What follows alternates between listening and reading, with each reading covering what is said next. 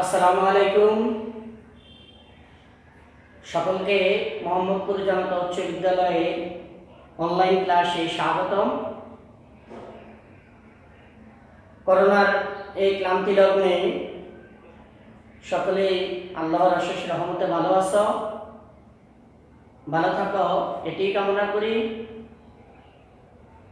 তো ছাত্রছাত্রীরা, তোমরা যারা এই ক্লাসটি দেখতেছ বা যারা দেখবে, তোমরা জানো আমরা পূর্বেই আলোচনা করে আসছি বিভিন্ন সময় বিভিন্ন বিষয়ে। আজকে আমি আবার তোমাদের সামনে হাজির হয়েছি হিসাব বিজ্ঞানের দ্বিতীয় অধ্যায়ে লেনদেনের একটি প্রশ্ন নিয়ে। এর আগে আমরা লেনদেনের সৃজনশীল ৮ নিয়ে আলোচনা করছি। আজকে আমরা লেনদেনের সৃজনশীল ৫ নিয়ে আলোচনা করব।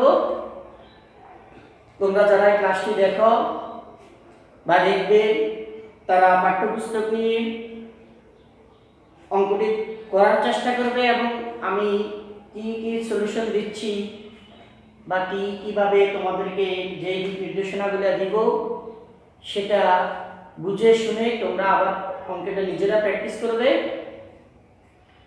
তো চলো আমরা অঙ্কটি দেখে নিই।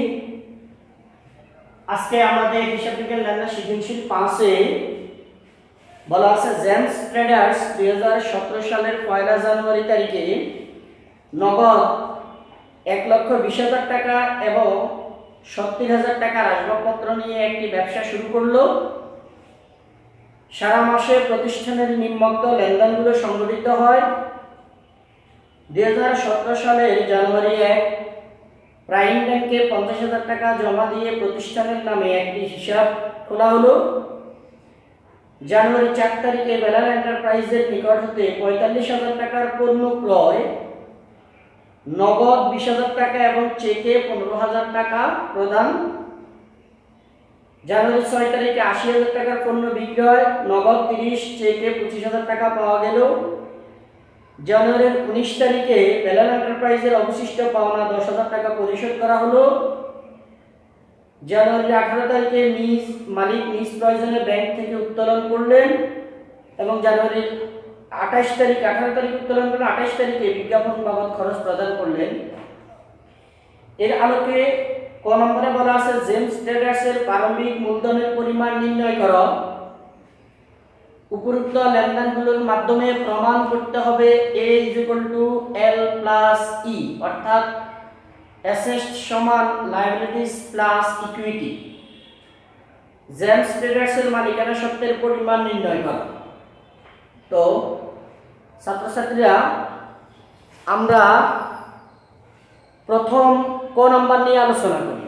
আমাদের ক নম্বরে বলা আছে জেমস ট্রেডার্সের প্রারম্ভিক মূলধনের পরিমাণ নির্ণয় করা। আমরা সাধারণত জানি প্রারম্ভিক মূলধনটা কি। প্রারম্ভিক মূলধন হলো কোনো ব্যবসা প্রতিষ্ঠান শুরু করার লগ্নে প্রথমে, অর্থাৎ সেটা মাসের প্রথমে বা বছরের প্রথম মাসের প্রথম তারিখে ব্যবসা শুরু করা লগ্নে, অর্থাৎ ব্যবসা শুরু যখন করে তখন যে পরিমাণ অর্থ সম্পদ নিয়ে ব্যবসা শুরু করে সেটাই প্রারম্ভিক মূলধন। বছরের প্রথমে সে নগদ টাকা নিয়ে, আসবাবপত্র নিয়ে বা যন্ত্রপাতি অথবা দেনাদারের কাছ থেকে নিছে অথবা কারো কাছ থেকে ঋণ নিছে, এই যে টাকাগুলো নিয়ে সে ব্যবসাটা আরম্ভ করবে ওটাই প্রারম্ভিক মূলধন। এই অঙ্কটার আলোকে আমাদের বলা আছে যে প্রারম্ভিক মূলধন, তাহলে বলা আছে যে জানুয়ারি মাসে সে নগদ ১,২০,০০০ এবং ৭০,০০০ টাকার আসবাবপত্র নিয়ে সে ব্যবসা শুরু করলো। তাহলে আমরা বুঝবো যে নগদে যে টাকাটা নিচ্ছে এবং ৭০,০০০ টাকার যে আসবাবপত্র নিয়ে ব্যবসা শুরু করছে ওটাই তার প্রারম্ভিক মূলধন।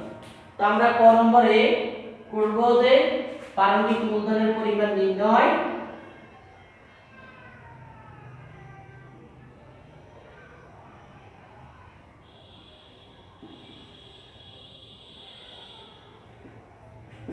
প্রারম্ভিক মূলধনের পরিমাণ নির্ণয়। দেখো এখানে আমরা টাকার কলামে আমাদেরকে দুটি টাকার কলাম রাখতে হবে।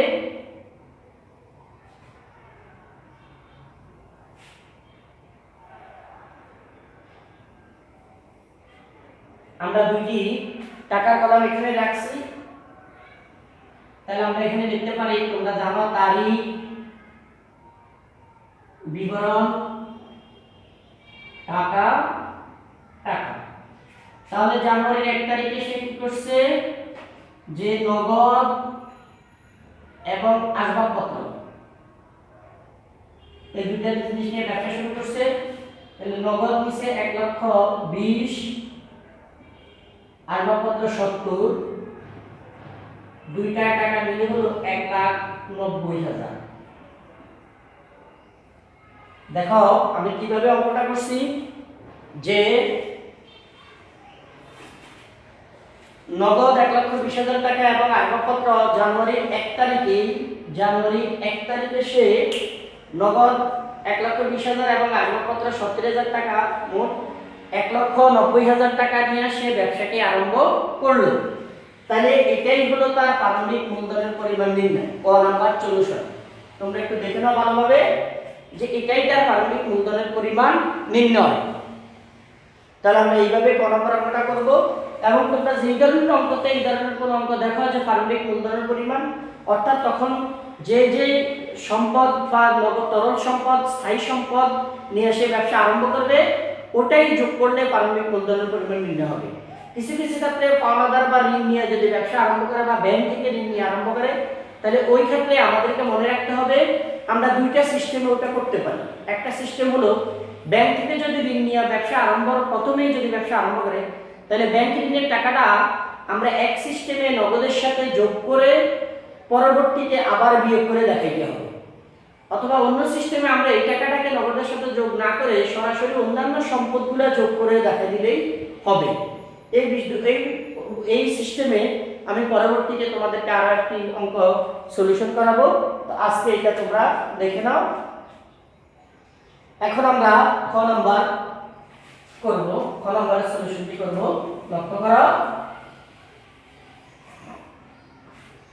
খ নাম্বারে বলা আছে যে প্রমাণ করতে হবে যে a = l + e, অর্থাৎ আমাদেরকে a = l + e প্রমাণ করতে হবে। তাহলে এই প্রমাণের ক্ষেত্রে আমাদেরকে এই খ নম্বরে a = l + e যদি আমাদেরকে প্রমাণ করতে হয়, তাহলে আমরা বিবরণী ছকের মাধ্যমে অঙ্কটা করতে হবে। তোমরা জানো যে বিবরণী ছকের মাধ্যমে আমাদেরকে এই ধরনের অঙ্কগুলো করতে হয়। এটা মন্তব্য,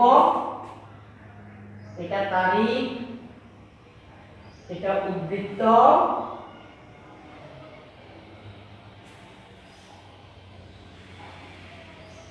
তারপরে হলো আমাদের আমরা যে বাক্যগুলো করি। দেখো এই পাশে আমি তোমাদেরকে বলে দিছি, একটা হলো মালিকানা মূলধন, আরেকটা হলো পাওনাদার বা ঋণ। আমি ওইদিন তোমাদেরকে বলে দিছি যে মালিকানা সত্ত্ব, পাওনাদার বা ঋণ।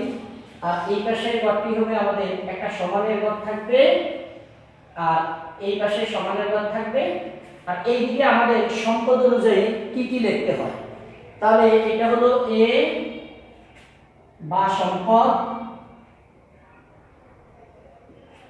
সমান l + e, অর্থাৎ e হলো মালিকানা সত্ত্ব, হলো এটা,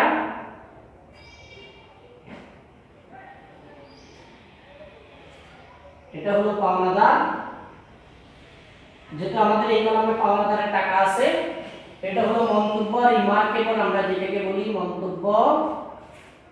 আর এই পাশে এটা হলো তারিখ, এটা হলো উদ্ধৃত। প্রত্যেকটা তারিখ শেষে আমরা উদ্ধৃতের ঘরটা যেটা নির্ণয় করব এটা। এখন লক্ষ্য করো, আমাদেরকে এই অঙ্কটা নির্ধারণ করার ক্ষেত্রে কি কি সমস্যাগুলো আমরা দেখি। আমরা প্রথমত দেখি এখানে নগদের ঘর আছে, আমরা একটা নগদের ঘর করব।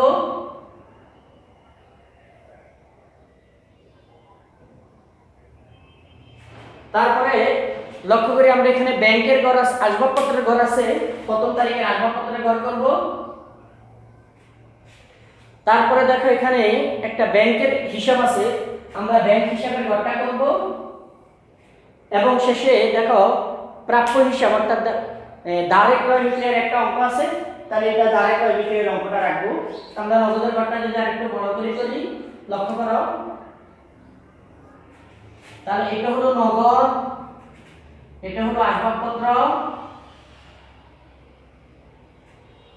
এটা হলো ব্যাংক হিসাব, এটা হলো প্রাপ্য হিসাব। আমরা সম্পত্তির পাশে দেখো 4টি ঘর পেয়েছি, এখানে নগদের ঘর পেয়েছি, আসবাবপত্রের ঘর পেয়েছি, তারপরে তোমার আসবাবপত্রের ঘর পেয়েছি, তারপরে তোমার ব্যাংক হিসাবের ঘর পেয়েছি, প্রাপ্য হিসাবের ঘর পেয়েছি, এবং ওইদিকে আমরা পাওনাদারের ঘর পেলাম, মালিকানা সত্ত্বের ঘর পেলাম, মন্তব্যের ঘর পেলাম। তাহলে এখন লক্ষ্য করো, আমাদেরকে প্রথমত প্রথম তারিখ জানুয়ারির 1 তারিখ আমরা যেটা প্রারম্ভিক মূলধন হিসেবে পাইছি নগদে 1,20,000, আসবাবপত্র 70, এই টাকাটা আমরা মূলধন হিসেবে 1,90,000 টাকা পেলাম। এটা হলো মূলধন স্বরূপ আনায়ন, মূলধন আনায়ন। লক্ষ্য করো এটা 1 তারিখে, এটার একই তারিখে আমাদের আরেকটি লেনদেন আছে জানুয়ারির 1 তারিখে, আরেকটি লেনদেন আছে দেখো, সেটা হলো যে প্রাইম ব্যাংকে 50,000 টাকা জমা দিয়ে প্রতিষ্ঠানের নামে একটি হিসাব খোলা হলো। আমরা যদি এই ধরনের লেনদেন করি তাহলে ব্যাংকে টাকা জমা দিলে ব্যাংক হিসাব বৃদ্ধি পাবে, তাহলে ব্যাংক হিসাব হবে ডেবিট এবং নগদ টাকা হ্রাস পাবে, নগদ হিসাব হবে ক্রেডিট। এক্ষেত্রে লক্ষ্য করো নগদ থেকে টাকাটা হ্রাস পাবে, তার মানে এই টাকাটা আমার নগদের ঘর থেকে বাদ দিতে হবে 50,000 টাকা। এই টাকাটা আমার পরবর্তী কোন হিসাবে বৃদ্ধি পাবে? ব্যাংক হিসাবে আমার বাড়বে 50,000 টাকা। তাহলে দেখো একটি সম্পদ কমছে, পাশাপাশি আরেকটি সম্পদ বৃদ্ধি পেয়েছে। তাহলে 1 তারিখ শেষে আমার ব্যালেন্সের পরিমাণ দাঁড়াচ্ছে কত? যে এইদিকে হলো আমার 50,000, এটা 70,000, এখান থেকে যদি আমার 50,000 টাকা কমে তাহলে দাঁড়াচ্ছে আমার 70,000। এটা হলো আমার উদ্বৃত্ত, অর্থাৎ 1 তারিখ শেষে আমার উদ্বৃত্তের পরিমাণ। এবার আমরা লক্ষ্য করি 4 তারিখ জানুয়ারি 4 তারিখে বলা আছে বেলার এন্টারপ্রাইজের নিকট হতে 45,000 টাকার পণ্য ক্রয়, নগদ 20,000, চেকে 15,000। আমরা সাধারণত জানি যে ক্রয় হিসাব ডেবিট হয়, আমরা পণ্য ক্রয় করছি ব্যয় হিসাব, পণ্য ক্রয়টা হলো ব্যয় হিসাব, ব্যয় সাধারণত সবসময় বৃদ্ধি পেলে ডেবিট, সেক্ষেত্রে ক্রয় হিসাব ডেবিট, এবং এই ক্রয় করার কারণে আমার নগদ টাকা হ্রাস, তাহলে নগদান হিসাব ক্রেডিট। আরেকটা হিসাবে এখানে আছে ব্যাংক হিসাব, তাকে দুইভাবে টাকা প্রদান করছে, একটা হলো নগদে আর একটা হলো ব্যাংক চেকে। তাহলে চেকে যখন প্রদান করব বর্তমানে তাহলে ব্যাংক হিসাব আবার ক্রেডিট। এখন আমাদেরকে লক্ষ্য রাখতে হবে যে নগদে যে টাকাটা আমি টোটাল 45,000 টাকার পণ্য ক্রয় করছি, আমি হিসাবটা এখানে করে দেখাচ্ছি, তোমরা দেখো। আমি নগদে প্রদান করলাম 20, চেকে 15, নগদে প্রদান করলাম 20 এবং চেকে 15। এখন এক্ষেত্রে লক্ষ্য করো এখানে আমার 35,000 টাকা হচ্ছে, আরো 10,000 টাকা হিসাব আমরা অমিল পাচ্ছি, তাহলে ওই 10,000 টাকা কি এখনো প্রদান করা হয়নি, তার মানে আমি পরবর্তীতে আমাকে প্রদান করতে হবে। তাহলে এটা পাওনা যায় যে আমার কাছে এখনো টাকাটা আমি পাওনাদার আমার কাছে পাবে, এক্ষেত্রে পাওনাদার হিসাব ক্রেডিটে আমাকে 10,000 টাকা লিপিবদ্ধ করতে হবে। তাইলে লক্ষ্য করো এই লেনদেনটি আমরা এই 3টা হিসাব ক্রেডিট দিকে পাচ্ছি, অর্থাৎ 3টা হিসাব হ্রাস দিকে পাচ্ছি, একটা হিসাব ব্যয়। তাহলে এক্ষেত্রে আমাদের টোটাল ব্যয় হলো কত? 45,000 টাকা। তাহলে আমার ব্যয়টাকে লিখতে হবে, এখানে আমাকে লিখতে হবে 45,000 টাকা, আগের 1,90,000 টাকা। এই 45,000 টাকা হলো আমার ব্যয় হিসাব। এবং এই 45,000 টাকার মধ্যে দেখো নগদে কমছে 20,000, আমাকে নগদের ঘর থেকে বাদ দিতে হবে 20,000 টাকা। আমার ব্যাংকে কমছে 15,000, আমাকে ব্যাংকের ঘর থেকে বাদ দিতে হবে 15,000 টাকা। লক্ষ্য করো তাহলে বাকিটা কোথায় পেলাম আমরা? যে এখানে নগদের হিসাব আমরা লিখলাম নগদে 20,000, ব্যাংকে 15,000, বাকি টাকাটা আমরা কই পাবো? পাওনাদার। তাহলে আমাদেরকে পাওনাদারের ঘরে লিখতে হবে 10,000। এখন লক্ষ্য করো দেখো আমার এই ব্যয় হিসাব যখন হবে এই ব্যয়টা আমার এখানে হ্রাস। এখন দেখো উভয় হিসাবটা সম্পত্তি পাশে যদি আমার 20,000 টাকা 35,000 টাকা কমে, এইদিকে দেখো আমার টোটাল 45,000 টাকা কমছে, আরো 10,000 টাকা এইদিকে বেশি কমছে। ওই বেশির কারণে পরবর্তীতে পাওনাদারের পরিমাণ আবার বৃদ্ধি পাইছে। পাওনাদারের পরিমাণ বৃদ্ধির কারণে আমার উভয় পাশে টাকার পরিমাণ এই তারিখ শেষে সমান হবে। তাহলে এখানে আমার টোটাল ওই এইদিকে ব্যালেন্স আমার দাঁড়াচ্ছে 1,45,000, এখানে 10,000, এই ঘরে আমার ব্যালেন্স দাঁড়াচ্ছে 35,000, এখানে দাঁড়াচ্ছে 70,000, এখানে দাঁড়াচ্ছে 50,000। তাহলে 4 তারিখ শেষে আমার উদ্বৃত্তের পরিমাণ এটা হলো।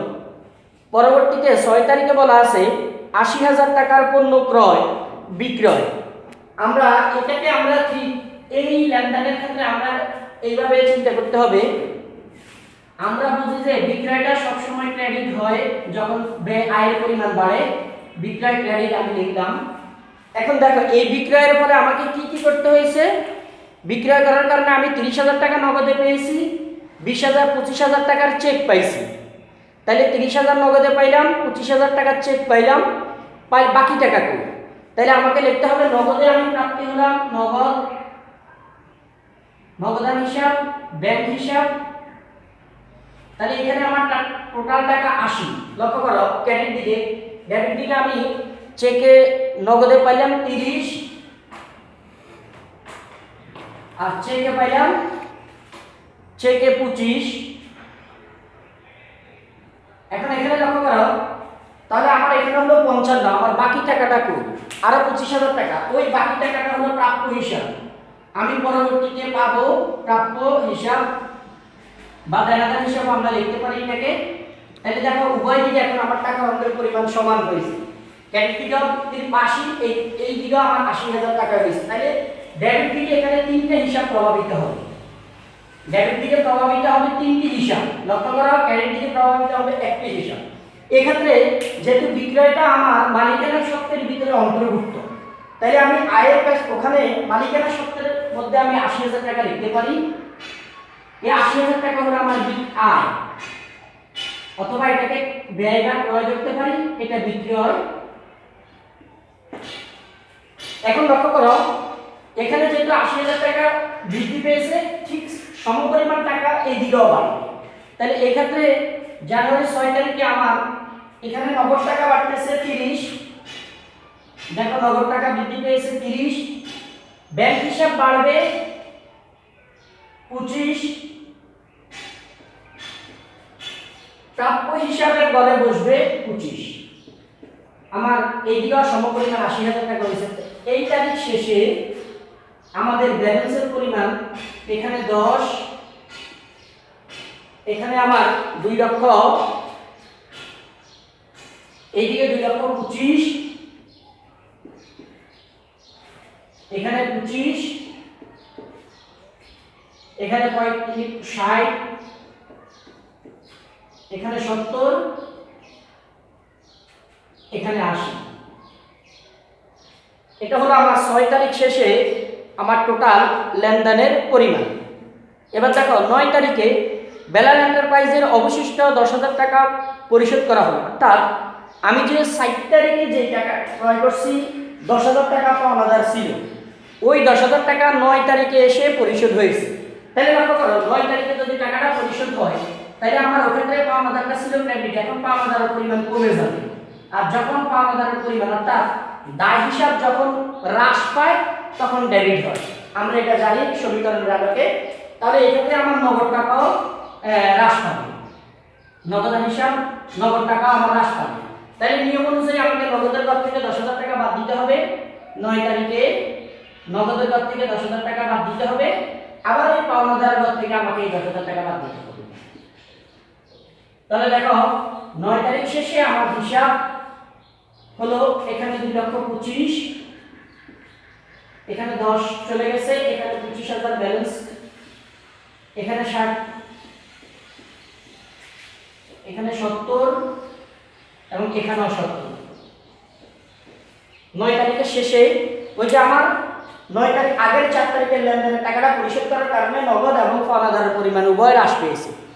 18 তারিখে মালিক নিজ প্রয়োজনে ব্যাংক থেকে উত্তোলন, অর্থাৎ মালিক যদি নিজ প্রয়োজনে ব্যাংক থেকে উত্তোলন করে তাহলে আমার উত্তোলন হিসাব হয়। এক্ষেত্রে আমাদেরকে একটা বিষয় জানতে হবে, মালিকের নিজ প্রয়োজনে যদি ব্যাংক থেকে কোনো টাকা উত্তোলন করে তাহলে সেটা উত্তোলন হিসাবে যাবে।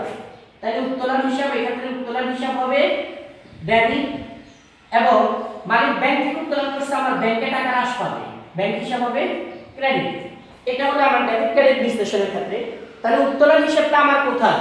এই মালিকানা সত্ত্বের ভিতরে। এটা তো তোমরা জানো C plus R minus E minus D, অর্থাৎ এই D মানে ড্রয়িং।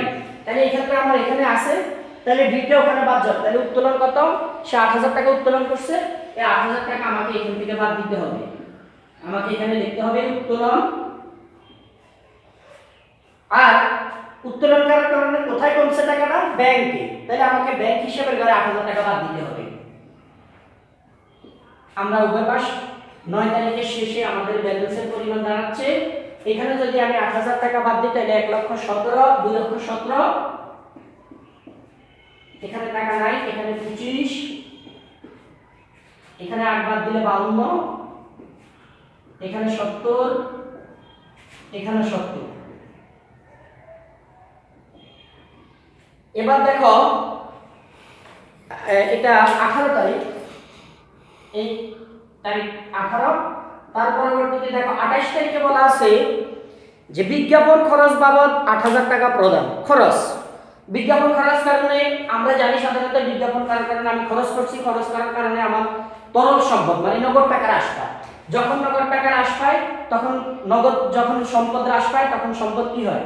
ক্রেডিট হয়।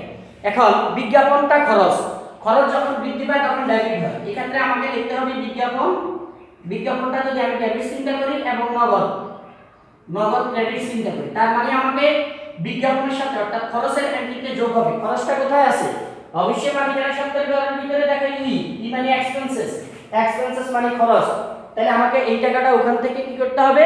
বাদ দিতে হবে। 8000 টাকা এখানে আমাকে বাদ দিতে হবে। আমরা এখানে লিখলাম বিজ্ঞাপন, এখানে আমাকে বিজ্ঞাপন লিখলাম, আমি 8000 টাকা ওখান থেকে বাদ দিছি। তারপরে আর কোথা থেকে বাদ দিতে হবে? নগদের কাছ থেকে আমাকে 8000 টাকা বাদ দিতে হবে। দেখো 28 তারিখ শেষে আমার ব্যালেন্সের পরিমাণ কি দাঁড়াচ্ছে? তাহলে এখানে আমার দাঁড়াচ্ছে 2,09,000, এখানে দাঁড়াচ্ছে 25, এখানে 52, এখানে 70, এখানে 62। এখন লক্ষ্য করো যে এই তারিখ শেষে লক্ষ্য করো আমরা আমাদের আর কোনো লেনদেন নাই। তাহলে এই তারিখ শেষে আমরা কি পাচ্ছি? আমাদের উভয় পাশে যদি চিন্তা করি তাহলে এইদিকে আমার টোটাল দাঁড়াচ্ছে 2,09,000, আর এইদিকে আমার টোটাল দাঁড়াচ্ছে 2,09,000। যেহেতু এখানে আর কোনো টাকা নাই, তোমরা উভয় পাশ যোগ করে দেখো এটা ঠিক উভয় পাশে একই টাকা হয়। তাহলে আমাদেরকে বলছি কি প্রমাণ করতে হবে যে A = L + E। তাহলে আমরা সুতরাং লিখতে পারি, সুতরাং 2,09,000 সমান 2,09,000, অর্থাৎ A সমান L + E প্রমাণিত। তো ছাত্রছাত্রীরা তোমরা এই অঙ্কটির সলিউশন একটু দেখে নাও, আমরা কিভাবে অঙ্কটা সলিউশন করছি। এর আলোকেই তোমরা পরবর্তী অঙ্কগুলো প্র্যাকটিস করতে পারবে। যদি এখানে কোনো তোমাদের সমস্যা হয়, বুঝতে অসুবিধা হয়, কমেন্ট বক্সে কমেন্ট করবে বা জানাবে, তাহলে আমরা তোমাদের এই সমস্যাগুলো সমাধান করে আবার দিব। তো অঙ্ক সলিউশনটা একটু দেখে নাও, পরবর্তীতে আমরা গ নম্বর অঙ্কটা সলিউশন করব।